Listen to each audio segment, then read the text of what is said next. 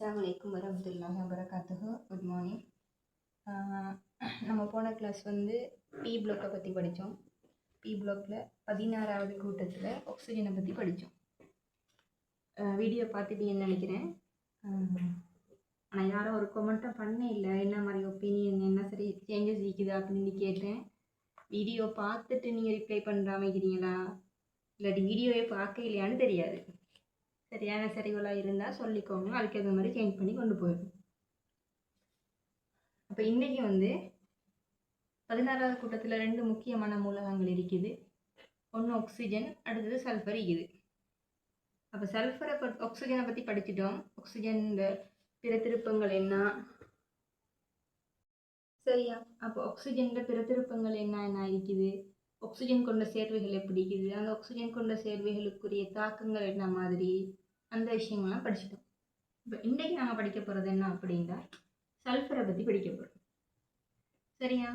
முதலாவது எப்படி படிக்க போகிறோம்னா சல்ஃபருடைய பிற திருப்பங்களை பற்றி ஒரு கேட்டகரி படிப்போம். பிற திருப்பத்தை பற்றி படிப்போம். அடுத்த விஷயம் இருக்குது சல்ஃபர் கொண்ட சேர்வைகளை பற்றி படிப்போம். சரியா? இது 2 கேட்டகரியும் இருக்கு. முதலாவது கேட்டகரி என்ன அப்படின்னா இந்த பிற திருப்பம். இதை பற்றி சின்ன ஒரு விஷயம் தான் இருக்குது, தெரிஞ்சுக்கோங்க என்னென்ன விஷயம் இருக்குது. அப்போ சல்ஃபரை பொறுத்த வரையில் சல்ஃபருக்கு வந்து 2 வகையான பிற திருப்பங்கள் இருக்குது. ஒன்று பளிங்குருவானது. இப்போ நீங்கள் ஓலவாலை பொறுத்த வரையில் சல்ஃபருக்கு 2 பிற திருப்பங்கள் தான் இருக்குது. ஒன்று பளிங்குருவானது, அடுத்தது பளிங்குருவற்றதுன்னு படிச்சுக்கீங்க ஓலவாலில். இங்கே என்னன்னா கொஞ்சம் அட்வான்ஸாக வந்து பளிங்குரு சல்ஃபர் என்னென்னலாம் இருக்குது, பளிங்குருவற்ற சல்ஃபர் என்னென்னலாம் இருக்குதுன்னு கொஞ்சம் பார்க்க வேண்டி வரும். அதனுடைய இயல்புகளும் ஒன்று தெரிஞ்சு வச்சுக்கொள்ளணும். இப்போ முதலாவது பளிங்குரு வடிவம். அந்த பளிங்குரு வடிவம், அடுத்தது பளிங்குருவற்ற வடிவம். இது ரெண்டு விஷயங்களும் இருக்குது. அந்த பளிங்குரு வடிவத்துக்கு நம்ம கொமனா என்ன சொல்றது அப்படின்னா எஸ்ஐட்னு நம்ம படிச்சுக்கிறது தானே. அதாவது அந்த ஒட்சியேற்றன்கள் துணிதல்ல எஸ்ஐட்டுடைய ஒட்சியேற்றன் தான் துணிஞ்சிக்கிறோம். நம்ம என்ன வர எஸ்ஐட்டுக்கு ஒட்சியேற்ற எண் வரும் 0 வரப்போகுது. சரியா? அப்போ இந்த எஸ்ஐட்னு சொல்றது கிரீட வடிவம். பொதுவாக அந்த பளிங்குரு வடிவத்தை நாம சொல்றது கிரீட வடிவம், வடிவமாக இருக்கும். கிரீட வடிவத்தை கொண்டதுதான் அந்த பளிங்குரு வடிவம். அப்ப அந்த பளிங்குரு வடிவத்துல 2 வகையான பிரிவுகளா பிரிக்கலாம். அதாவது பொதுவா பிற திருப்பங்கள்ல அந்த பளிங்குருவற்றதை விட பளிங்குருவான வடிவம் தான் அதிகமான அளவு இருக்கும். அந்த பளிங்குரு வடிவத்தை பொறுத்தவரையில 2 இருக்குது. சாய் சதுர கந்தகம், அடுத்தது ஒரு சரிவு கந்தகம் இருக்குது. இந்த சாய் சதுர வடிவ கந்தகத்தை சொல்றது அல்பா கந்தகம் தான். அல்பா கந்தகம் இது சொல்றது பீட்டா கந்தகம்னு சொல்றது. பீட்டா கந்தகம்னு சொல்றது. சரியா? அப்ப இது 2 கேட்டகரிஸ் நிற்கும் பளிங்குரு வடிவத்துல. இது 2 பத்தியான மேக்சிமம் நாலேஜ் தான் உங்களுக்கு தெரிஞ்சுக்கணும். அடுத்தது இது பளிங்குருவற்ற கந்தகம். இதை பொறுத்தவரையில இதுல 3 வகை இருக்குது. ஜஸ்ட் 3 வகைகளை மட்டும் தெரிஞ்சுக்கிட்டா உங்களுக்கு போதும். முதலாவது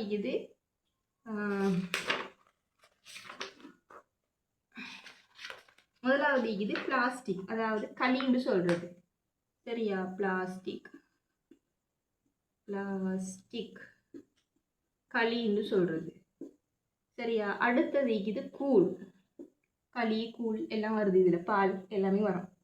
அடுத்தது இது கந்தகப்பால். சரியா? இது 3மே இருக்குது பளிங்குருவற்ற வடிவத்துல. பிளாஸ்டிக் அது களின்னு சொல்லலாம், அடுத்தது கூழ் கந்தகம், அடுத்தது கந்தகப்பால்னு சொல்றது. அப்ப இந்த 3 விஷயங்களும் இருக்கும். சரியா? அப்ப இதுல வந்து இப்ப நம்ம மெயினா பார்க்க போறது என்ன அப்படின்னா சாய் சதுர கந்தகத்தையும் ஒரு சரிவு கந்தகத்தையும் பத்தி தான் நம்ம மெயினா பார்க்க போறது.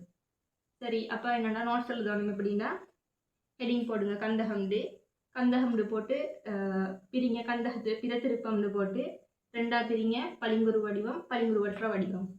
பளிங்குருவற்றதுக்கு கீழே பிரக்கெட்ல எழுதிக்கோங்க எஸ்ஐ கிரீட வடிவம்னு எழுதிக்கோங்க. இது 2ஆ பிரியுது சாய் சதுர கந்தகம், அது அல்பா கந்தகம்னு சொல்லலாம், பிரக்கெட்ல போடுங்க. ஒரு சரிவு கந்தகம் பீட்டா கந்தகம்னு போடலாம், பிரக்கெட்ல போடுங்க. அடுத்து பளிங்குருவற்ற வடிவத்துல இந்த 3 விஷயங்களையும் எழுதிக்கோங்க. சரியா? இதுல இந்த விஷயங்கள் எழுத வேண்டி வரும்.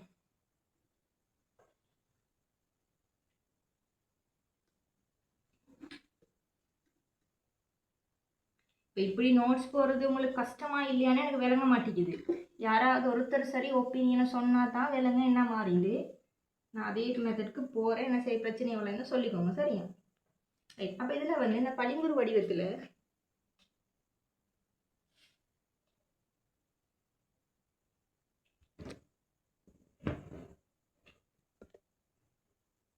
சரியா? அப்போ இந்த பளிங்குரு வடிவத்தை நம்ம பொதுவாக எப்படி சொல்றதுன்னா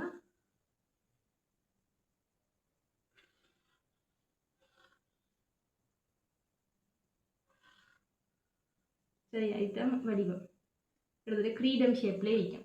இதில் இங்கே ஒரு சல்ஃபர், இங்கே ஒரு சல்ஃபர், 3 4 5 6 7 8 சல்ஃபர் இருக்கும். இதைத்தான் சொல்றது பளிங்குரு வடிவம்னு. அப்போ இதை பளிங்குரு வடிவம்னு போட்டு இதில் ஸ்ட்ரக்சரையும் கீறிக்கோங்க. சரியா? இதை வடிவம். இப்போ இது தானே ரைட். இப்போ இதில் மெயினாக நீங்கள் தெரியணும் அப்படின்னா இந்த சாய் சதுர கந்தகம் ஒரு சரிவு கந்தகம், அதாவது அல்ஃபா கந்தகத்துக்கும் பீட்டா கந்தகத்துக்கும் உள்ள வித்தியாசங்கள் தெரிஞ்சுக்கணும். சரி, அதில் உங்களுக்கு தெரியணும் என்னன்னா இந்த சாய் சதுர கந்தகம் தான் சாய் சதுரம், அடுத்தது இது ஒரு சரிவு, ஏன்னா ஒரு சரிவு கந்தகம். இந்த சாய் சதுர கந்தகம் தான் அதிக அளவில் காணப்படுற சல்ஃபருடைய பிறத்திருப்பமாக இருக்குது. சரியா? அதிக அளவில் காணப்படுறது. இதை பொறுத்தவரையில் இது 95 பாகை செல்சியஸை விட குறைவான வெப்பநிலையில தான் இந்த சாய் சதுர கந்தகம் உறுதியாக இருக்கும். அது 95 பாகை விட குறைவான வெப்பநிலையில உறுதியாக இருக்கும். ஒரு சரிவு கந்தகத்தை பொறுத்தவரையில், அதாவது இந்த சாய் சதுர கந்தகத்தை 95 பாகைக்கு மேலே, அதாவது இது வெப்பநிலையை வந்து கூட்டினீங்க அப்படின்னா அது வந்து ஒரு சரிவு கந்தமாக மாறும். சாய் சதுர கந்தகத்துக்குரிய வெப்பநிலை அதிகரிச்சிங்க அப்படின்னா அது ஒரு சரிவு கந்தமாக மாறும். சரியா? அப்போ இது ரெண்டுமே அதே மாதிரி ஒரு சரிவு கந்தகத்துக்கு வெப்பநிலை நீங்கள் குறைச்சிங்க அப்படின்னா அது சாய் சதுர கந்தகமாக மாறும். இப்போ வெப்பநிலைக்கு ஏற்ற மாதிரி தான் அதோடைய உறுதித்தன்மையை பார்த்துக்கொள்ளலாம். சரியா? அடுத்த விஷயம் இது என்ன அப்படின்னா சல்ஃபர் இது. அப்போ என்னன்னா இந்த உருகிய கந்தகத்தை, சரியா, உருகிய கந்தகத்தை நீங்க குளிர வச்சிங்க அப்படின்னா திடீர்னு டக்குன்னு கொண்டு தண்ணி ஒழுக்க போடுறது. அப்போ டக்குன்னு நல்லா உருகி சூடாக்கிற ஒரு கந்தகத்தை வந்து நீங்கள் டக்குன்னு தண்ணி ஒழுக்க போட்டு குளிர்விச்சிங்க, அதாவது சடன் என்ன சொல்கிறேன் உடன் குளிர்ந்து போடுறேனே. சரியா? குயிக்காக வந்து நீங்கள் குளிராக போட்டீங்க அப்படின்னா இந்த பளிங்குரு கந்தகம் வந்து பளிங்குருவற்ற கந்தகமாக மாறுது. சரியா? பளிங்குரு கந்தகமாக மாறும். அப்ப இந்த பளிங்குரு கந்தகம் எப்படி இருக்குது அப்படின்னா இது உறுதியற்றதாக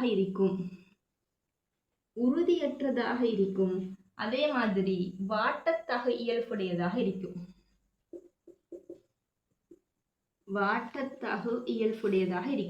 அப்போ பளிங்குருவற்ற கந்தகத்தை பத்தி நீங்க 2 விஷயம் தெரிஞ்சு கொள்ளணும். முதலாவது என்ன அப்படின்னா அது உறுதியற்றது, அடுத்தது வாட்டத்தகு இயல்புடையதாக இருக்கும். அப்போ உருகிய கந்தகத்தை டக்குன்னு குளிர வச்சிங்க அப்படின்னா அது பளிங்குருவற்ற கந்தகமாக மாறும்.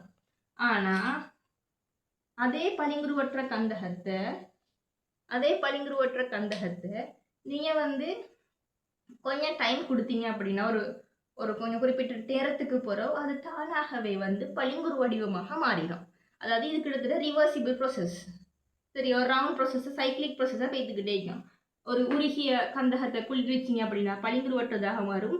அந்த பளிங்குருவற்றதுக்கு நீங்கள் கொஞ்சம் டைம் கொடுத்தீங்க, கொஞ்சம் நேரம் போக போக வந்து அது வந்து உருகிய கந்தகமாக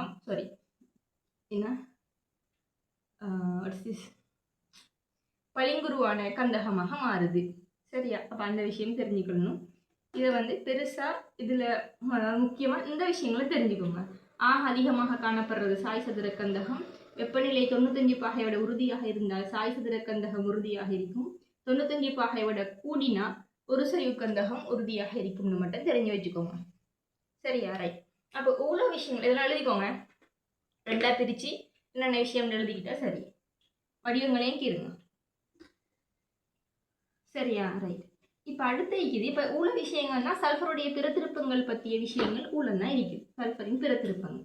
அப்போ அடுத்தது மெயினான நம்ம என்ன படிக்க போனோம் அப்படின்னா சல்ஃபர் கொண்ட சேர்வைகளை பற்றி தான் நம்ம மெயினாக படிக்க வேண்டி வரும்.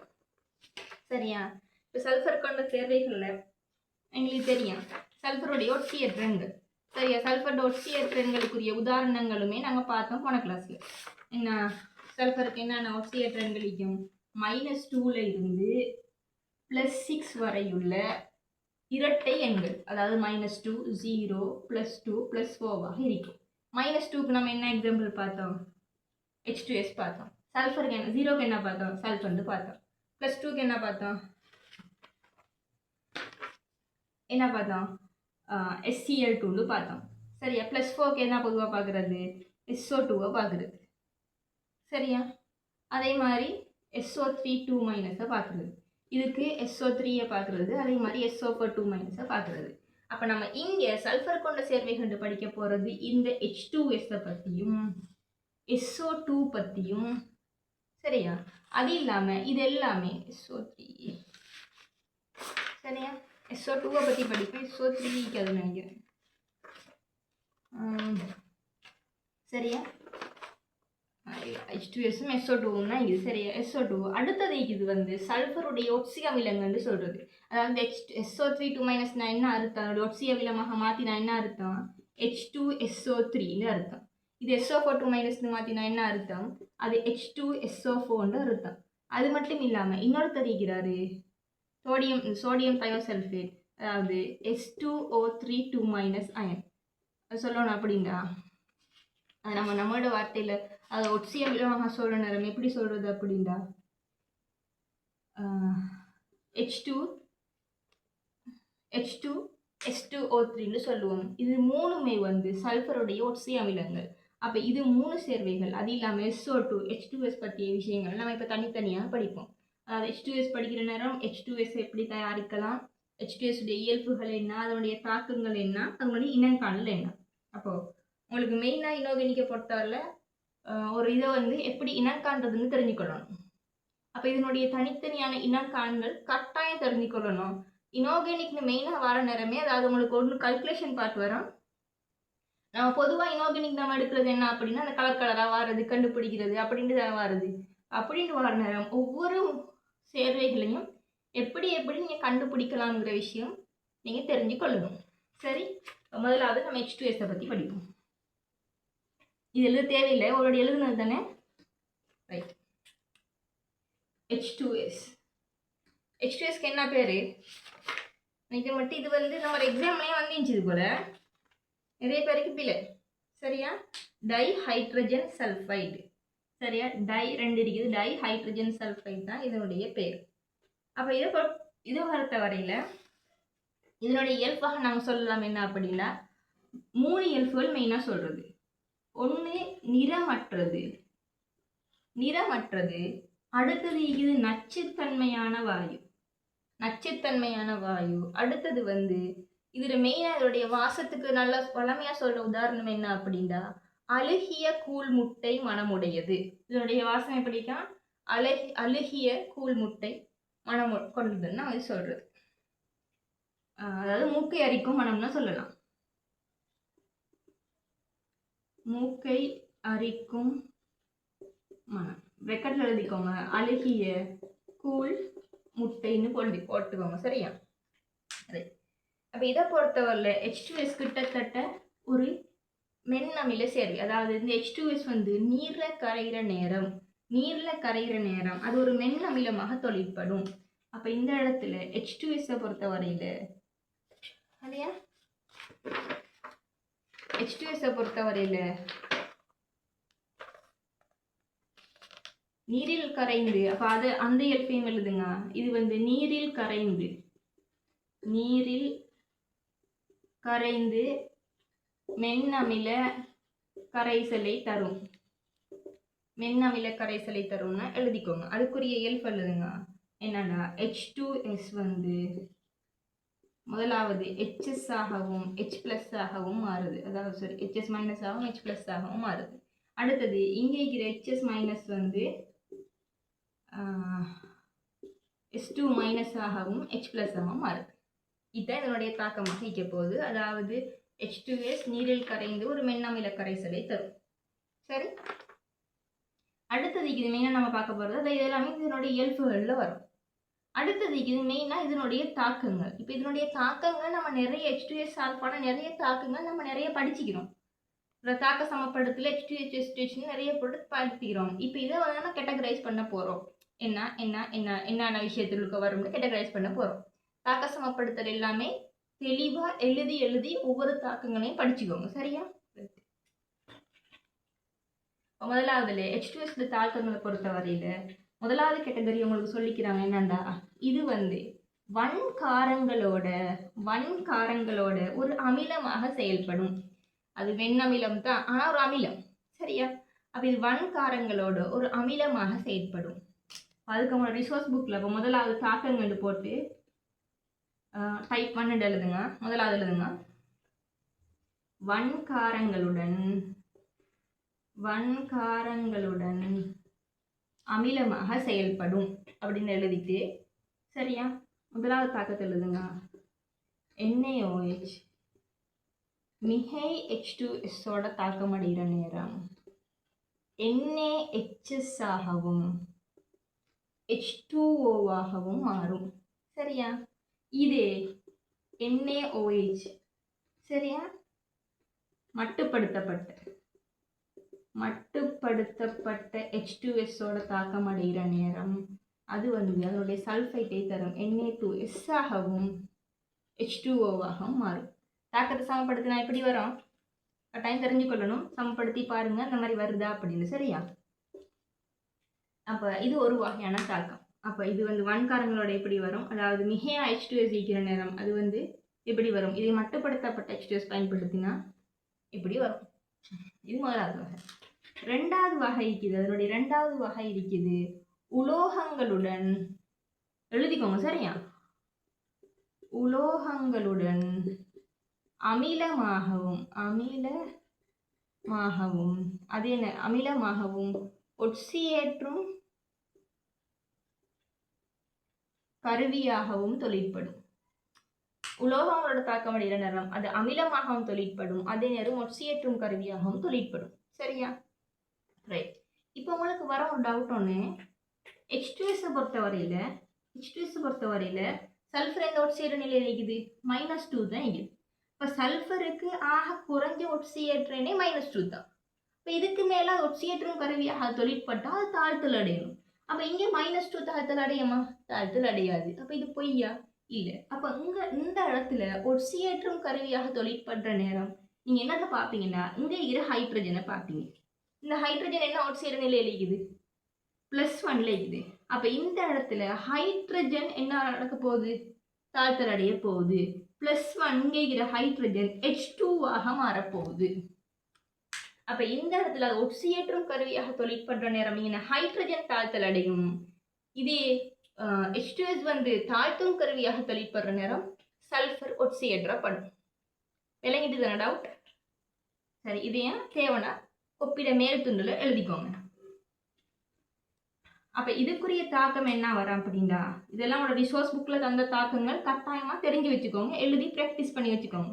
சோடியம் மிகை H2S தாக்கம் அடைகிற நேரம், இங்கே என்ன வச்சு பார்த்தோம், இங்கே சோடியம் மிகை H2S தாக்கம் அடைகிற நேரம் NaHSஐயும் H2ஐயும் தரும். இந்த இடத்துல தாக்கம் எப்படி வரண்டா, 2க்கு 2ன்னு வரப்போகுது. சரியா? இதே சோடியம் மட்டுப்படுத்தப்பட்ட, எழுதிக்கோங்க, மட்டுப்படுத்தப்பட்டன்னு ஃபுல்லாக எழுதிக்கோங்க. சரியா? மட்டுப்படுத்தப்பட்ட H2S தாக்கம் அடைகிற நேரம் Na2S ஆகவும் H2 ஆகவும் மாறும். இந்த இடத்துல தாக்கம் 2ன்னு வரப்போகுது. இன்னொரு தாக்கம் ஒன்று தந்திக்கிறாங்க, மெக்னீஷியத்தோட தாக்கம் அடைகிற நேரம். H2S வந்து மெக்னீஷியத்தோட தாக்கம் அடைகிற நேரம். அப்போ இந்த மெக்னீஷியத்தை பொறுத்தவரையில், சோடியத்தை பொறுத்தவரையில் தான் மிகை மட்டுப்படுத்தப்பட்டது 2ஆக பிரித்து தந்திக்கிறாங்க. மெக்னீஷியத்தை பொறுத்தவரையில் நீங்கள் மட்டுப்படுத்தப்பட்ட H2S போட்டாலும் சரி, மிகை H2S போட்டாலும் சரி. சரி, நீங்கள் ரெண்டு எப்படி போட்டாலும் சரிதான். வார விளைவு ஒரு விளைவு தான் வரப்போகுது, அதனுடைய சல்ஃபைட் தான் வரப்போகுது, MgS ஆகவும் H2O ஆகவும் வரப்போகுது. சரியா? அப்ப இது மூணும் இதனுடைய உலோகங்களுக்குரிய தாக்கங்கள், உங்களோட ரிசோர்ஸ் புக்ல தந்திக்கிற தாக்கங்கள். சரிதானே? இது எழுதி முதலாவது தாக்கத்தை எழுதுங்க. தாக்கத்தை நீங்களாவே ஒவ்வொரு சுச்சுவேஷன்லையும் சமப்படுத்திக்கோங்க. இந்த முறை எக்ஸாம் பேப்பரில் நான் திருத்தின பேப்பர் நிறைய பேர் என்ன செஞ்சு வச்சுக்கிறீங்க, ஒன்று இன்ஸ்பெக்ஷன் மெத்தட் சரிபார்த்தல் முறையில் வந்து 20 மார்க்ஸ் வருது, அடுத்து ஒட்சியேற்றல் மாற்றல் முறையில் வந்து 30 மார்க்ஸ் வருது, கிட்டத்தட்ட 50 மார்க்ஸ் அதில் வந்துக்குது. 50 மார்க்ஸுமே கொஞ்சம் பேர் எடுத்து இல்லை, லேசான கேள்வி. சரியா, இன்ஆர்கானிக்லேயே ஆகிதான் நடக்க போகுது. அதனால கட்டாயமாக தாக்க சமப்படுத்த தெரியாதாளுக்கு தாக்க சமப்படுத்தல படிச்சுக்கோங்க. சரியா, அப்போ இது 2வது வகை. அடுத்தது இது 3வது வகை. 3வது வகை என்ன அப்படின்னா, H2S வந்து ஒரு தாழ்த்தும் கருவியாக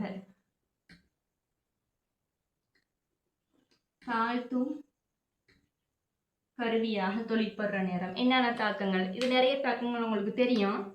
சரியா, நான் சும்மா எழுதிட்டு போறேன். KMnO4 H2SO4 தாக்கம் அடைகிறானே தாக்கம், அதுவும் H2SO4 அதாவது அமில ஊடகத்தில் H2S தாக்கம் அடைகிற நேரம் K2SO4வும் சல்ஃபரும் MnSO4வும் H2Oவையும் தரும். சரியா, அப்போ இதை நீங்கள் தாக்க சமப்படுத்தினீங்கன்னா 2, இதுக்கு 3, இதுக்கு 5. அதே மாதிரி இங்கே 5 சல்ஃபர் உருவாகுது, இங்கே 2 MnSO4, இங்கிட்ட 8 H2O வருது. இது முதலாவது தாக்கம். 2வது தாக்கம் K2Cr2O7ஓட அமில ஊடகத்தில் H2SO4 முன்னிலையில் H2Sோட தாக்கம் அடைகிற நேரம் K2SO4வும் Cr2SO4 த்ரைஸும் 3 சல்ஃபரும் H2Oவும் தருது. அப்போ இதை தாக்கம் சமப்படுத்தினீங்க அப்படின்னா 4 H2Oவும் 3 H2Sம் 3 சல்ஃபரும் 7 H2Oவும் வருது. சரி, அடுத்த தாக்கம் இருக்குது. சரியா, அப்போ அடுத்த தாக்கம் இருக்குது H2S SO2ஓட தாக்கம் அடைகிற நேரம் சல்ஃபரும் H2Oவும் வரும். இது தாக்கம் சமப்படுத்தினீங்கன்னா 2 H2Sம் 3 சல்ஃபரும் வரும். இந்த தாக்கங்களை எழுதி பார்த்துக்கோங்க. சரியா, அப்போ இப்படி தாக்கங்கள் வரப்போகுது. அப்போ இது எல்லாமே அதாவது 3 வகையாக பிரித்து நம்ம தாக்கங்கள் படிச்சுக்கிறோம். இந்த 3 விஷயங்களும் உங்களுக்கு வரும். சரி, ரைட். அடுத்தது இது என்ன அப்படின்னா, ஒரு முக்கியமான விஷயம் ஒன்று, H2S வாயுவை இனம் காண்றது. அதாவது என்ன மெத்தடில் நாங்கள் H2S வாயுவை இனம் காண்றதுன்னு படிக்கணும். இதுதான் முக்கியமான விஷயம். தாக்கங்கள் எந்த அளவுக்கு முக்கியமோ அதே மாதிரி அதனுடைய இனங்காணல் மெத்தடையும் நீங்கள் படிச்சுக்கிட்டு தான் போகணும். சரியா, இனங்காணல் பெரிய கஷ்டம் இல்லை. இந்த தாக்கங்களை வச்சு தான் நம்ம வந்து இனங்காணல் எடுக்கப்படும்.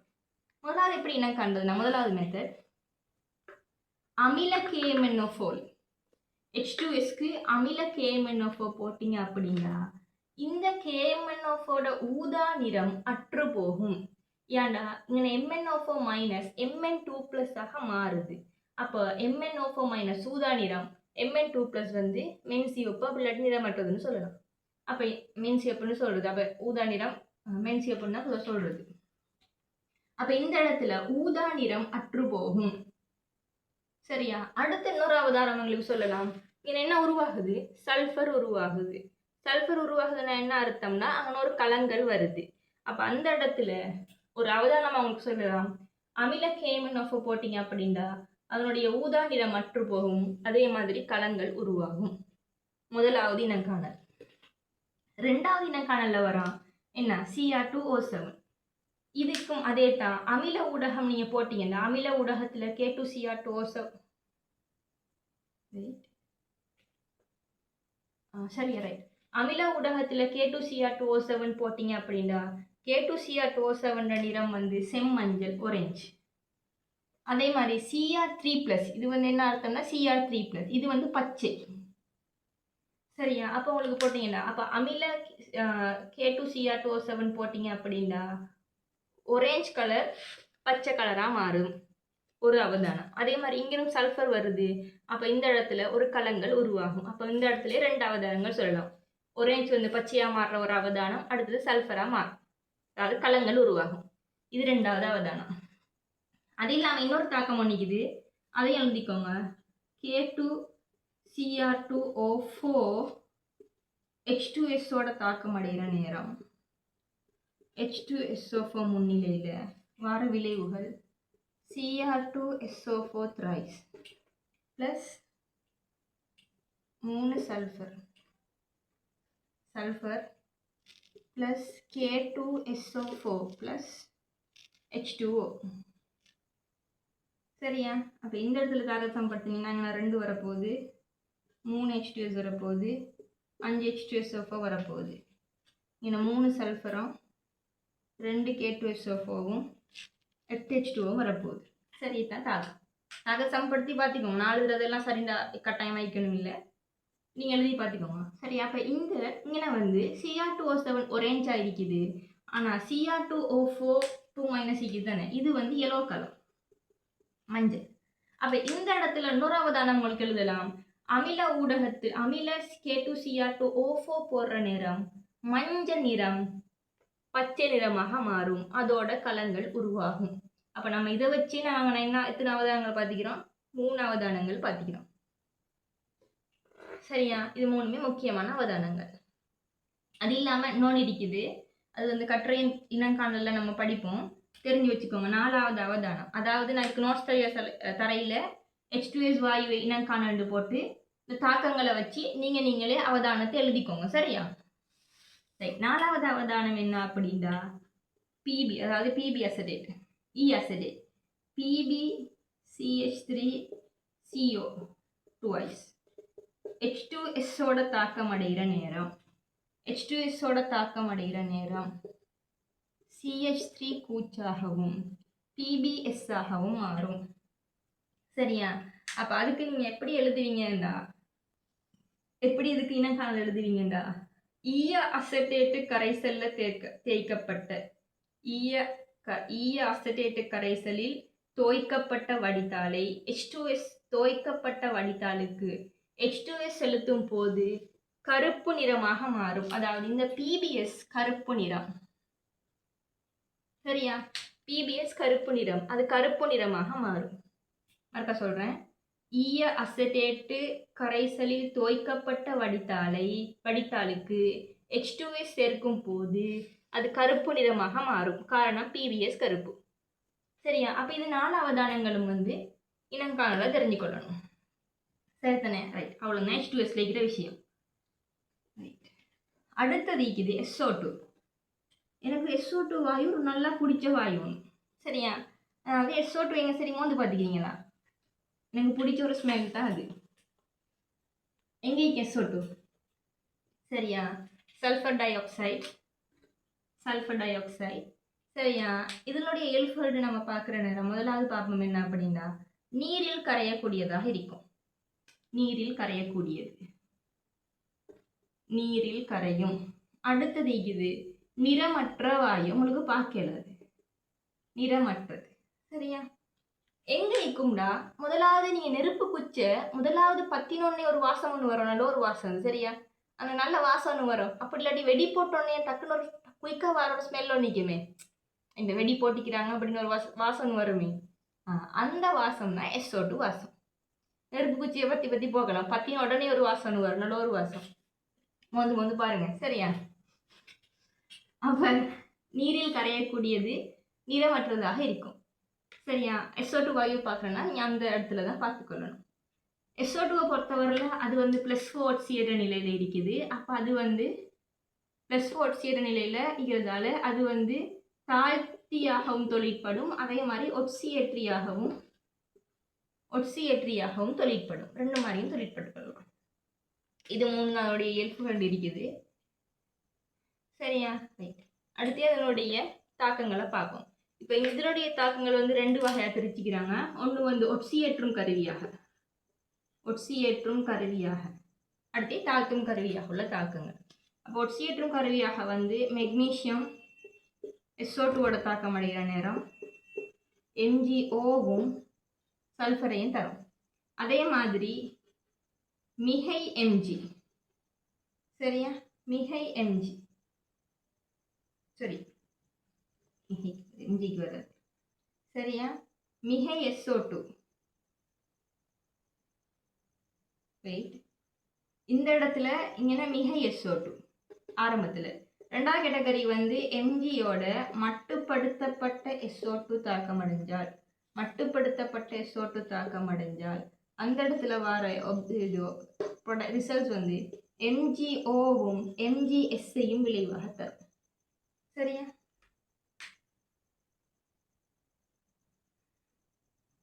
சரி.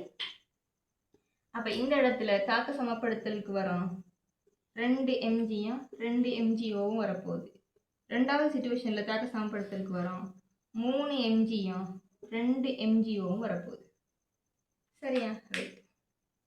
அப்ப இது ரெண்டு தாக்கங்கள் தான் அப்படி ஒட்சியேற்றும் கருவியாக உள்ள தாக்கங்கள் இருக்கு. அடுத்தது ரெண்டாவது வகை வந்து தாழ்த்தும் கருவியாக உள்ள தாக்கங்கள். நீங்க நோட்ஸ் எழுதிட்டு போங்க. நான் இப்ப போர்ட்ல எல்லாம் எழுதுறது எல்லாமே நோட்ஸ் தான். அப்ப எல்லாத்தையுமே எழுதிட்டு போங்க. சரியா, ரெண்டாவது வகை இருக்குது தாழ்த்தும் கருவியாக. தாழ்த்தும் கருவியாக உள்ள தாக்கத்துல உங்களோட ரிசோர்ஸ் புக்ல 3 தாக்கங்கள் தந்திக்கிறாங்க, எழுதிக்கோங்க. முதலாவது SO2 KMnO4 தாக்கம் அடைஞ்சா K2SO4வும் MnSO4வும் H2SO4வையும் தரும். சரியா, அடுத்தது இது முதலாவதாக தாக்கத்தை சமப்படுத்தினீங்கன்னா 5SO2 2 KMnO4 2 H2O, அதே மாதிரி 2 MnSO4 2 H2SO4 வரப்போகுது. அதே மாதிரி SO2 வந்து K2Cr2O7 ஓடைய அமில ஊடகத்தில் H2SO4 தாக்கம் அடையுதுன்னா வார இது வந்து H2SO4 plus Cr2SO4 thrice plus H2O. இதுக்கு தாக்க சமப்படுத்தினீங்க அப்படின்னா 3 SO2 மட்டும்தான் வரப்போகுது. சரி, மூணாவது தாக்கம் SO2ஓட FeCl3 தாக்கம் அடைஞ்சா H2SO4வும் FeCl2வும் HClயும் வரப்போகுது. இந்த இடத்துல தாக்க சமப்படுத்தல 2 FeCl3 2 H2O 2 FeCl2வும் 2 HClயும் வரப்போகுது. சரியா, உள்ள விஷயங்கள் வரும். அப்ப இது 3 தாக்கங்கள் மெயினா இருக்குது. அப்ப இந்த 3 தாக்கங்களை வச்சு உங்களுக்கு வந்து உள்ளதான் தாக்கங்கள் இருக்குது. நம்ம தாக்கங்கள் உள்ளதான் இருக்குது. இப்ப இந்த 3 தாக்கங்களை வச்சு உங்களுக்குரிய இனக்காணல் SO2 வாயு எப்படி இனக்காணலாம் அப்படிங்கிற விஷயத்தையும் பார்த்துக்கொள்ளலாம். என்ன இனக்காணல் இருக்குது? முதலாவது என்ன அமில KMnO4 கரைசலுக்கு அமில KMnO4 கரைசல் ஊதா நிறம், அமில KMnO4 கரைசல் இடும்போது ஊதா நிறம் அற்று போகும். இதுக்கு வந்து கலங்கள் உருவாகுது. சல்ஃபர் இருக்குதா? இல்லை. அப்ப இங்கே ஒரு அப்சர்வேஷன் தான் ஊதா நிறம் அற்று போகும். அப்ப இங்கே என்ன ஆகிக்குது? அது முதலாவது இனங்காணல். ரெண்டாவது இனங்காணல் Cr2O7 இருக்குது. அப்ப Cr2O7 பொறுத்தவரையில இதுக்கு வந்து என்ன செம்மஞ்சள் நிறம். அப்ப இந்த இடத்துல செம்மஞ்சள் நிறம் பச்சை நிறமாக மாறும். சரியா, மூணாவது இதே மாதிரி நீங்க எழுதலாம். SO2க்கும் தாக்கத்தை எழுதி பாருங்க. SO2க்கும் K2Cr2O4 உள்ள தாக்கத்தை எழுதினீங்க அப்படின்னா இதுல வந்து என்ன தாக்கத்தை எழுதி பாருங்க ஃபுல்லா. அப்ப இதுக்கு என்ன காலம் எப்படி வரும்? என்ன மஞ்சள், அதாவது அமில K2Cr2O4 சேர்க்கும் போது மஞ்சள் நிறம் பச்சை நிறமாக மாறும். இங்க ஒரேஞ்ச் பச்சை நிறமாக மாறும். சரியா, அப்ப அந்த விஷயங்கள் இது. சரி, ரைட்.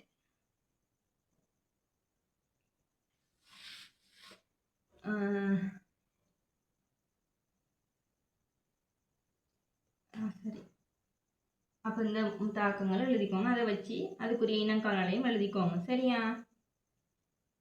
இன்னொரு எழுதுங்களா பார்ப்போம். வேறு என்ன சரி இருந்தால் தாரேன். எக்ஸ்ட்ரா வெயிட் பண்ணணும்னா நான் ஆட் பண்ணிக்கொள்கிறேன். இப்போதைக்கு இந்த விஷயங்களையும் எழுதிக்கோங்க. சரியா? உலகம் தான் எஸ்ஓடைய இனங்கானலாம் இது. அப்போ இந்த விஷயம் சரி. அப்போ H2S சரி, SO2 சரி. அடுத்தது இருக்குது சல்ஃபருடைய ஒட்சி அமிலங்கள் இருக்குது. அப்போ சல்ஃபர் ஒட்சி அமிலங்கள் பார்க்கணும்னா நம்ம மெயினாக 3 ஒட்சி அமிலங்களை பார்ப்போம். ஒன்று H2SO4 என்ன? H2SO4 என்ன? சல்ஃபூரிக் எசிட். H2SO3 சல்ஃபூரஸ் எசிட் ஆகிக்க போகுது. அடுத்தது H2O3 தயோசல்ஃபேட். அதுக்கு எப்படி எழுதுறது? தயோசல்ஃபூரிக் எசிட்னு எழுதுறது. பேர் எழுதுறது தெரியும் தானே? தயோசல்ஃபூரிக் எசிட்னு எழுதுறது. அதுக்கு பிறகு அந்த அயன்களுக்குரிய இனங்காணலை மட்டும் பார்த்துட்டா விஷயம் முடிஞ்சுது.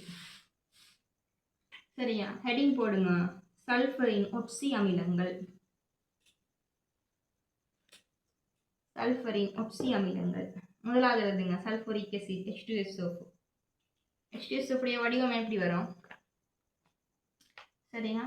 சல்ஃபர் டபுள் பாண்ட் OH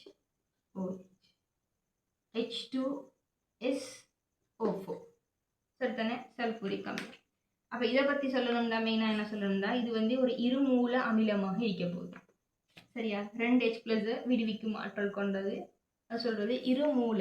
இன்னொரு வேர்ட் சொல்லணும் அப்படின்னா ஈர்ப்ரோத்ரிக் வண்ணமிலம். எழுதிக்கோங்க பேர். சரியா? ஈர்ப்ரோத்ரிக்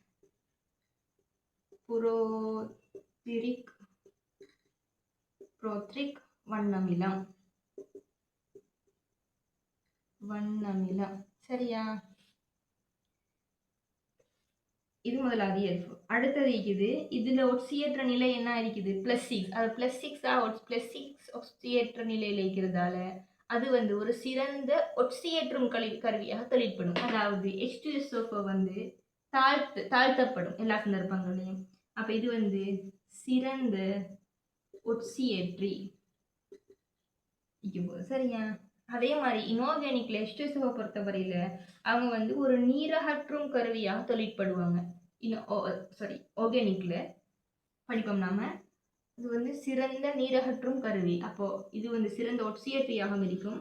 அதே நேரத்தில் சிறந்த நீரகற்றும் கருவியாகவும் தொழிற்படும். சரி, இன்னொரு இயல்பு இருக்குது. இன்னொரு இயல்பு இல்லை. ரைட். எப்படி எல்லாம் எங்களுக்கு வந்து H2SO4 உருவாக்கலாம்? என்னென்ன மெத்தடில் உருவாக்கலாம் H2SO4? மெயினாக அவங்க சொல்லிக்கிறாங்க என்ன அப்படின்னா, இப்போ இது எழுதிட்டு அடுத்து எழுதுங்க. SO3 நீருடன் தாக்கமடையும் போது H2SO4 உருவாகும் அப்படின்னு அடுத்த பாயிண்ட் எழுதுங்க. அதாவது SO3 நீரோட தாக்கமடைகிற நேரம் தான் H2SO4 உருவாகும். சரி, அடுத்தது எழுதுங்க. H2SO4வின் நீர்ப்பகுப்புண்டு போட்டு. சரியா? உள்ளது எழுதிட்டீங்க தானே? சரியா? எழுதுங்க. H2SO4 H2ஓட தாக்கம் அடைகிற நேரம் HSO4- ஆகவும் H+ ஆகவும் மாறுது. அடுத்தது HSO4- H2ஓட தாக்கம் அடைகிற நேரம் SO4 ஆகவும் H+ ஆகவும் மாறுது. இந்த தாக்கத்தை எழுதிக்கோங்க. சரியா? இப்போ நம்ம வந்து அந்த தாக்கங்களுக்குரிய ஒவ்வொரு விஷயங்களா பார்க்க போறோம். சரியா? அதில் முதலாவது வகை என்ன அப்படின்னா அது வந்து செறிந்த H2SO4 நீரகற்றும் கருவியாக தொழிற்படுற தாக்கத்தை பார்க்க போறோம். முதலாவது எழுதுங்க. நீரகற்றும் கருவியாக. சரியா? இதுக்குரிய தாக்கம் என்ன ஆகுது அப்படின்னா முதலாவது நீர தாக்கம் C6H12O6 C6H12O6க்கு concentrated H2SO4 போட்டிங்க அப்படின்னா அது 6 கார்பன் + 6 H2O தரும். சரியா? அதே மாதிரி C2H5OH போட்டிங்க அப்படின்னா அது C2H4ஆகவும் H2O தரும். இது ரெண்டுமே H2SO4 நீரகற்றும் கருவியாக தொழிற்படுற தாக்கங்களாக இருக்கும்.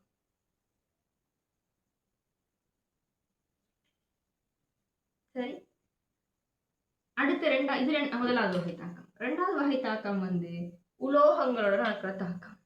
அப்ப இந்த இடத்துல உலோகம்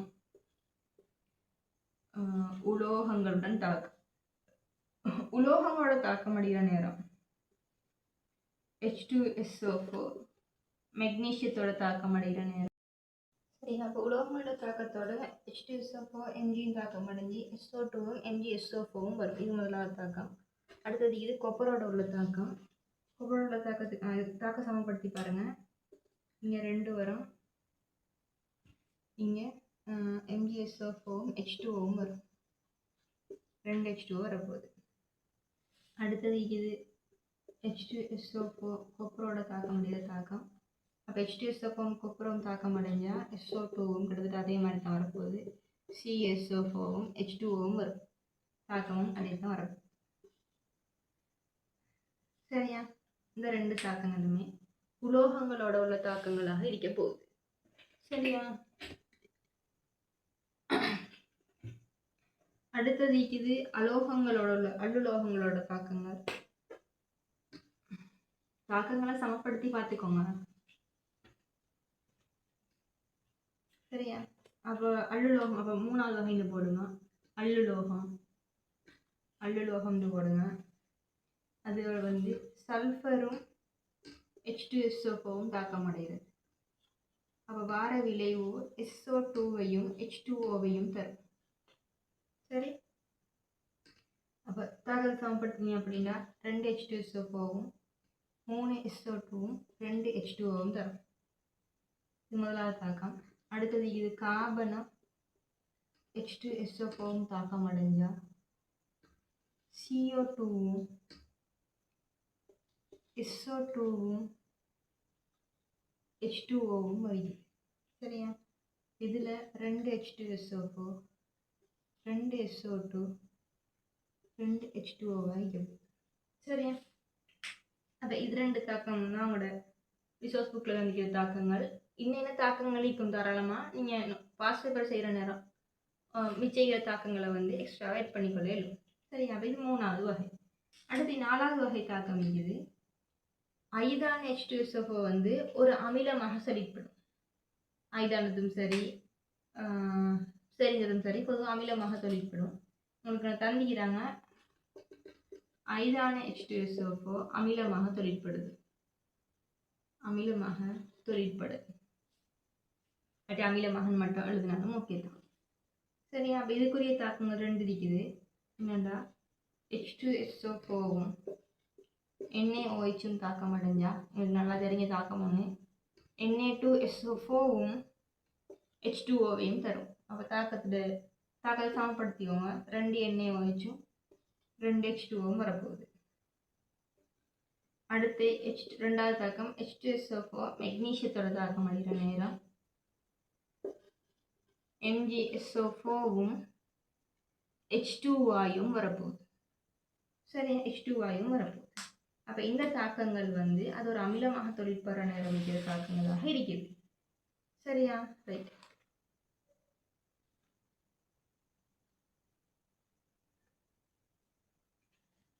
அழிக்கிறேன். இன்னொரு பாயிண்ட் எழுதிக்கோங்க. இதை பொறுத்த வரையில் இப்போ இங்கே வந்து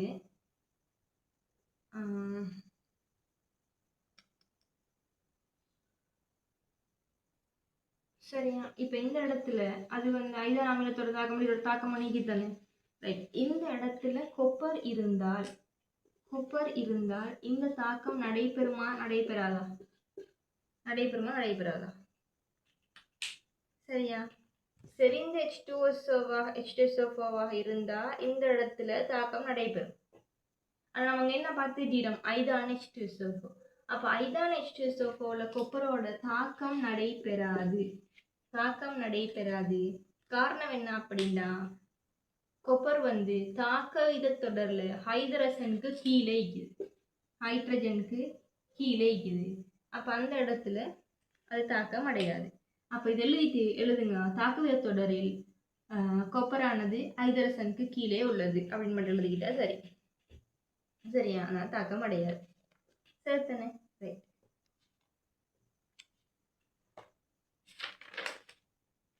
அப்போ உள்ள விஷயங்கள் இருக்குது. இது வந்து H2SO4 தானே. அப்போ அதோடைய ஒரு இது எழுதிக்கோங்க.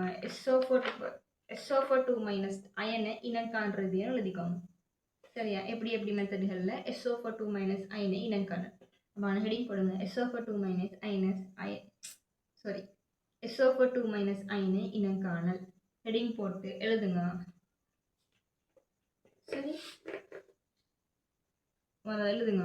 SO4 2- அயன் அடங்கிய நீர் கரைசலுக்கு பேரியம் குளோரைட் சேர்க்கும் போது முக்கியமான ஒரு ஒப்சர்வேஷன். சரியா? முக்கியமான ஒரு ஒப்சர்வேஷன். SO4 2- அயனுக்கு பேரியம் குளோரைட் நீர் கரைசல் சேர்க்கும் போது வெண்ணிற வீழ்படிவு பெறப்படும். வெண்ணிற வீழ்படிவு பெறப்படும். இது ஐதான அமிலத்தில் கரைய மாட்டாது. சரியா? ஐதான அமிலத்தில் கரைய மாட்டாது. அடிக்கடி வார ஒரு ஒப்சர்வேஷன் இது. சரியா? அடிக்கடி வார ஒரு ஒப்சர்வேஷன் இது. எழுதிக்கோங்க. விஷயத்தை எழுதிட்டீங்க தானே? அப்போ எழுதிட்டு எழுதுங்க அந்த தாக்கத்தை. SO4 2- பேரியம் குளோரைட்டோட தாக்கம் அடைகிற நேரம், பேரியம் குளோரைட்டோட தாக்கம் அடைகிற நேரம் பேரியம் சல்ஃபேட்டும் Cl- அயனும் வரும். சரியா? இந்த இடத்துல இது ஒரு வெள்ளை கலர் உப்பு. இங்கே வார வெள்ளை வந்து ஐதான அமிலத்தில், அதாவது HNO3 அமிலமாக இருந்தாலும் சரி, H2SO4 இருந்தாலும் சரி, HCl ஆக இருந்தாலும் சரி, ஐதான அமிலத்தில் கரைய மாட்டாது. சரியா? ரைட். அப்போ இதில் வந்து யாரில் ஸ்பெஷல் அப்படின்னா, இந்த பேரியம் குளோரைட்டை பொறுத்தவரையில் இது வந்து நிறைய விஷயங்களோட தாக்கமடையும். SO3 2- தாக்கம் அடையும். அதே மாதிரி CO3 2- தாக்கம் அடையும். PO4 3- தாக்கம் அடையும். இது SO3 2- தாக்கம் அடைஞ்சா பேரியம் SO3 வரும். அதே மாதிரி CO3 2- பேரியம் SO3 வரும். CO3 2- தாக்கம் அடைஞ்சா என்ன வரும்? பேரியம் கார்பனேட் வரும். அதே மாதிரி பாஸ்பேட் அயனோட தாக்கம் அடைஞ்சா பேரியம் பாஸ்பேட் வரும். சரியா? இது மூணுமே வீழ்படிவுகளாகத்தான் இருக்கும். அதாவது மூணுமே வெள்ளை நிற வீழ்படிவுகளாகத்தான் இருக்கும். இது வெள்ளை நிற வீழ்படிவுகளாக இருந்தாலும் இதுக்கு ஐதான அமிலம் போடுற நேரம் இது வந்து கரையும். இது மூணு உப்புக்கள் வெள்ளை நிறமாக இருந்தாலும் ஐதான அமிலம் போடுற நேரம் கரையும். ஆனால் அந்த பேரியம் சல்ஃபேட்டை பொறுத்தவரையில் அதுவும் ஒரு வெள்ளை நிற உப்பு தான், ஆனால் ஐதான அமிலம் போட்டால் கரையாது. சரியா? முக்கியமான ஒரு ஒப்சர்வேஷன் ஒன்று. அப்போ மெயினாக SO4 2- அயனை இனம் காண்றதுக்கு பயன்படுத்தப்படுற எக்ஸ்பெரிமெண்ட் இதுதான். சரி, ரைட். அடுத்தது இது. அடுத்த ஹெடிங் போடுங்க. H2SO3 சல்ஃபூரஸ் எசிட்.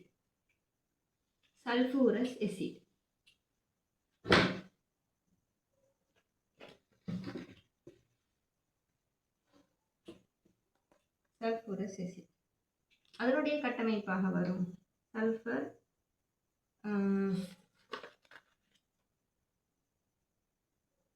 டபுள் பாண்ட்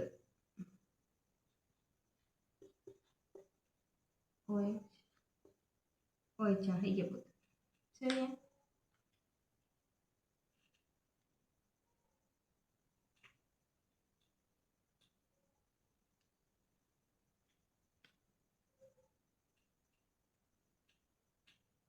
சரி, இதனுடைய எல்ஃபர் எழுதுங்க. சரியா? இது வந்து வளியின் ஒட்சியேற்றல் மூலம் சல்ஃபூரஸ் அமிலமானது வளியில் ஒட்சியேற்ற நேரம் சல்ஃபூரஸ் அமிலம் வந்து எப்போதுமே சல்ஃபூரிக் அமிலத்தை கொண்டிருக்கும். அதாவது என்னண்டா, இப்போ நார்மலாக வந்து எங்கள் வளியில் வந்து வலிக்குது, நோட்டு வைக்குது. இப்போது நீங்கள் சல்ஃபூரஸ் அமிலம் வச்சுக்கிட்டீங்க, H2SO3 வச்சுக்கிட்டீங்க அப்படின்னா அது வலி ஒட்சியேற்றல் செய்கிறது மூலமாக அது வந்து கொஞ்சம் வந்து H2SO4ஆகவும் மாறும். சரியா? அப்போ அந்த விஷயத்தான் அவங்க சொல்ல வராங்க. சரி, அப்போ இதோட மெயினாக அதனுடைய எல்ஃபுன்னு பார்க்குற நேரம் இதுவும் வந்து இது வந்து மென் அமிலம். சரியா? இப்போ H2SO பொறுத்தவரை அது ஒரு வன் அமிலம். இது வந்து மென் அமிலமாக இருக்குது. அதுக்கு மென்னமிலமாக இருக்குது. அதே மாதிரி இது வந்து ஒரு இருமூல மென்னமிலம்னு சொல்லலாம். இப்படி எழுதிக்கும். இது வந்து இருமூல மென்னமிலம், அதாவது 2H+ அயன்களை கொடுக்கக்கூடியதாக இருக்குது. இருமூல மென்னமிலமாக இருக்குது. மென்னமிலம் என்ன? நீர்ல பகுதியாக அயனாக்கம் அடையக்கூடியதாக இருக்கும். அப்ப இந்த இடத்துல H2SO3 H+ ஆகவும் HSO3- ஆகவும் மாறும். மறுக்கா இங்கே இது HSO3- H+ ஆகவும் SO3 ஆகவும் பிரிக்கடையும். சரியா? சரி சரிதானே? ரைட். அப்ப இந்த இடத்துல H2SO3 வந்து என்ன ஒட்சியேற்ற நிலையில இருக்குதுங்கன்னு, சல்ஃபர்ல ஒட்சியேற்ற நிலை வந்து +4 ஒட்சியேற்ற நிலையில இருக்குது. அப்ப இது +4 ஒட்சியேற்ற நிலையில இருக்கிறதால அது வந்து ஒட்சியேற்றியாகவும் தொழிற்படக்கூடும், அதே மாதிரி தாழ்த்தியாகவும் தொழிற்படக்கூடும். சரி, ஒட்சியேற்றியாகவும் தொழிற்படும், தாழ்த்தியாகவும் தொழிற்படும். சில கூற்று கேள்விகள் வரலாம். இப்போ நான் சொன்ன பாயிண்ட்ல சில கூற்று கேள்விகள் வரலாம். H2SO4 வந்து வளியில் உள்ள ஆக்சிஜனோட தாக்கம் அடைகிற நேரம் எப்பொழுதும் சிறிதளவு H2SO4 கொண்டிருக்கும். சரியா பிள்ளையாண்டு ஒரு கூற்று கேள்வி வந்தா இந்த இடத்துல எப்பொழுதும் H2SO4 கொண்டிருக்கும்னா அது சரி. ஏன்டா எப்பெல்லாம் H2SO3 வளியில இன்டராக்ட் ஆகுதோ, அப்படி இல்லாட்டி நீர்ல கரைஞ்சாலும் நீர்ல இருக்கிற ஆக்சிஜனோட என்ன நடக்குதுன்னா எப்பொழுதுமே அது H2SO4 உருவாக்கும். அப்ப எப்பொழுதும் அது சிறிதளவு H2SO4 கொண்டிருக்கும். சரியா? ரைட். அப்ப இதுக்குரிய தாக்கங்கள் எழுதிக்கோங்க.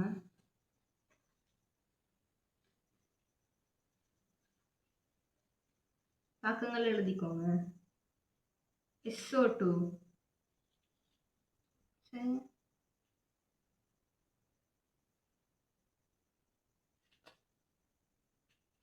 SO2 H2O தாக்கம் அடைஞ்சா H2SO3 உருவாக்கும். இதுதான் அது உருவாகிற மெத்தட். சரி, அதே மாதிரி Na2SO3 HCl தாக்கம் அடைஞ்சா H2SO3யும் NaClயும் உருவாக்கும். சரியா? தாக்க சம்பந்தம் 2 வரப்போகுது, இங்கே 2 NaCl வரப்போகுது. அடுத்த தாக்கம் இது 2HCl2 H2O தாக்கம் அடைகிற நேரம் H2SO3யையும் சல்ஃபரையும் HClயையும் உருவாக்கும். இந்த இடத்துல தாக்க சமப்படுத்துகிற நேரம் இங்கே 4 HCl வரப்போகுது. சரியா? ரைட். இவ்வளோதான் H2SO3 பற்றி இருக்குது. அப்போ H2SO3 அடுத்தது எழுதிக்கோங்க. SO3 2- அயனை இனம் காணல் எழுதிக்கோங்க. அப்போ எப்படியெல்லாம் நாங்கள் SO3 2- அயன்களை இனம் காணலாம் அப்படின்னு பார்த்தா, சரியா? எழுதுங்க. இந்த SO3 2- அயனை அயனடங்கிய நீர்க்கரைசல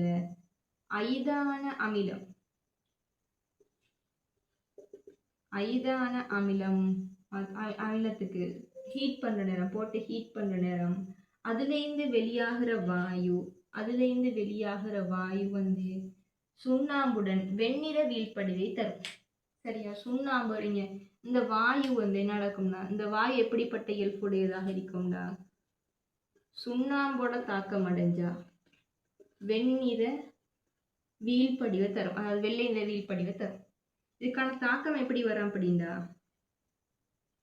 SO2 அதாவது SO3 HCl தாக்கம் அடைகிற நேரம் SO2வும் H2Oவும் Cl- ஆக மாறும். மறுக்கா இங்க உருவாகிற SO2 வந்து, அதாவது இங்க வெளியாகிற வாயு வந்து SO2 வாயு. அப்ப இங்க உருவாகிற SO2 வாயு கால்சியம் ஹைட்ராக்சைடு, இதுதான் சுண்ணாம்பு. கால்சியம் ஹைட்ராக்சைடோட தாக்கம் அடைகிற நேரம் கால்சியம் சல்ஃபைடும் H2Oவையும் தரும். இதுதான் ஒரு வெள்ளை நிற வீழ்படிவாக இருக்க போகுது. சரியா? அப்ப இதுதான் அதனுடைய இனங்காணல் மெத்தடாக இருக்க போகுது. என்னண்டு SO3 2- அடங்கிய நீர்க்கரைசலுக்கு ஐதான அமிலம் சேர்த்து சூடாக்கும் போது அதிலிருந்து வெளியேறும் வாயு சுண்ணாம்பு நீருடன் தாக்கமடைந்து வெண்ணிற வீழ்படிவை தரும். சரியா? இதுக்குரிய தாக்கங்கள் இதுதான், எழுதிக்கோங்க. சரியா? அவ்வளோ H2SO3 இருக்குது. அடுத்தது இருக்குது, அடுத்த அமிலம் இருக்குது தயோசல்ஃபூரிக் ஆசிட். இதை பற்றி கொஞ்சம் தான் இருக்குது.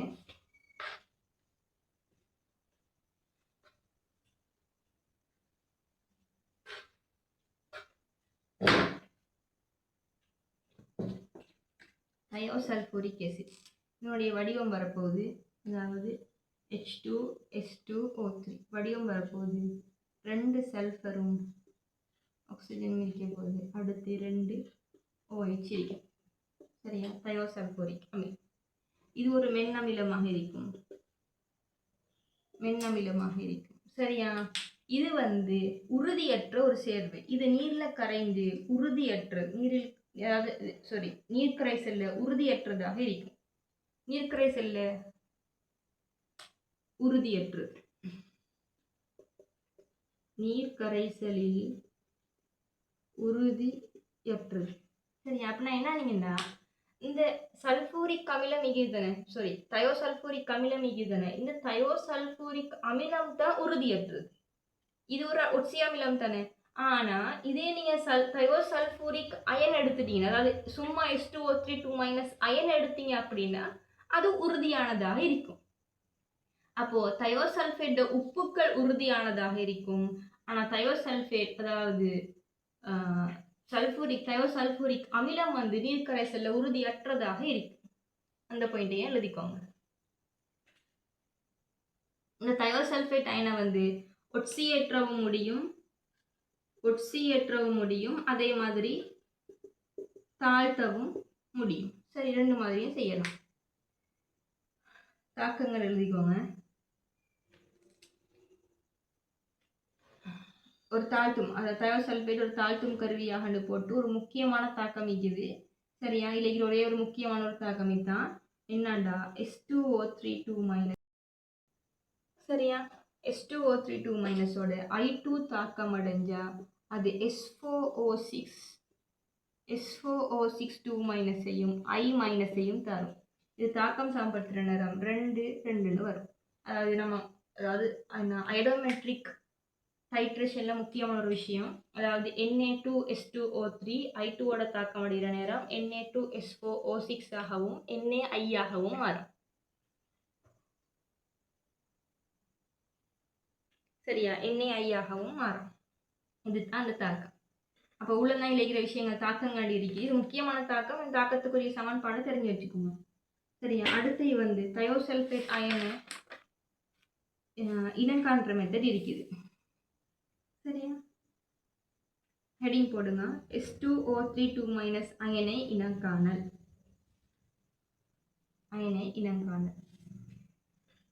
முதலாவது இது இருக்குது என்னடா, இந்த H2O3 அயனுக்கு சும்மா ஒரு ஐதான அமிலம், சரியா? ஒரு ஐதான அமிலத்தை போட்டீங்க அப்படின்னா அதுல வந்து ஒரு வெள்ளை நிற வீழ்படிவு வரும். வெள்ளை நிற வீழ்படிவு வருதுன்னா என்ன அர்த்தம்னா, சல்ஃபர் உருவாகுது. சல்ஃபரும் SO2வும் H2Oவும் வருது. இதை தாக்கத்தை சமப்படுத்துறீங்க அப்படின்னா 2H+ வரப்போகுது. சரியா? இது ஒரு வெள்ளை நிற கலங்களாக இருக்க போகுது. வெள்ளை நிற வீழ்படிவு இல்லாட்டி வெள்ளை நிற கலங்கள் 2 மாதிரி சொல்லலாம். சரியா? வெள்ளை நிற வீழ்படிவு வரப்போகுது. இது முதலாவது அவதானம். 2வது அவதானம் இது என்ன, I2 போடுறீங்க, அதாவது I2 கரைசலுக்கு போடுற நேரம் நம்ம பார்த்து தாக்கம் என்ன, H2O3 I2ஓட தாக்கம் அடைகிற நேரம் SO6 ஆகவும் I- ஆகவும் ஆகும். எங்களுக்கு தெரியும் I2 வந்து ஒரு ப்ரௌன் கலர் வாயு. அப்ப இந்த இடத்துல தயோசல்ஃபேட் அயனுக்கு I2 போடுறீங்கன்னா அதனுடைய கபில நிறம் வந்து அற்று போகும். இது 2வது அவதானம்.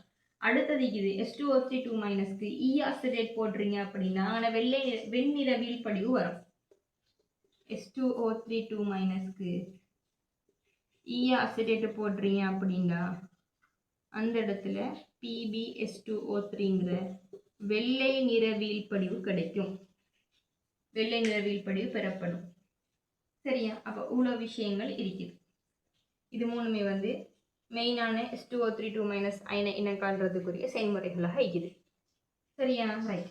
அப்போ அவ்வளோ விஷயங்கள் தான் சல்ஃபர் சம்மந்தப்பட்ட தாக்கங்கள் எல்லா விஷயத்தையுமே நான் படிச்சுட்டேன். அதாவது மேக்ஸிமம் ரிசோர்ஸ் புக்கில் இருக்கிற விஷயங்கள் எல்லாத்தையுமே நான் தந்தாச்சு. இன்னும் விஷயங்கள் கொஞ்சம் இருக்குது. அது பாஸ்ட் பேப்பர் செய்கிற நேரம் அந்த நோட்ஸ் புக்கில் செட் பண்ணி கொள்ளுவோம். சரியா? அப்போ இவ்வளோ தான் விஷயம்.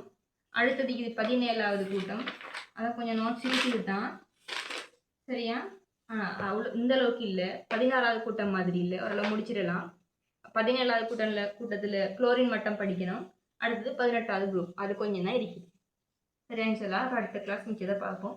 அஸ்ஸலாமு அலைக்கும் வரஹ்மத்துல்லாஹி வபரகாத்துஹு. தேங்க்யூ.